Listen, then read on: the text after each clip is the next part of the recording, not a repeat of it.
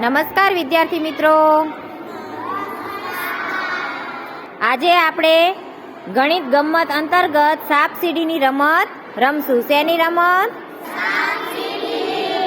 એમાં આપણે એક સિક્કો ઉછાળશું. એમાં જો છાપ આવે તો 5 ડગલા આગળ અને કાંટો આવે તો 5 ડગલા પાછળ જવાનું.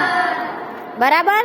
અને જે સૌ પ્રથમ 100 નંબર સુધી પહોંચશે તે ટીમ વિજેતા ગણાશે. બરાબર?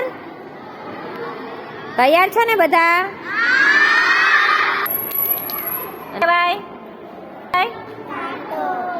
જો તમારે કાંટો આવ્યો એટલે તમે આઉટ થયા ને 5 ડગલા પાછળ જવાનું. એટલે હવે એક નંબર માંથી 5 ડગલા પાછળ જવાય ના જવાય તો તમે આઉટ. છાપ તો 5 ડગલા આગળ, 5 ડગલા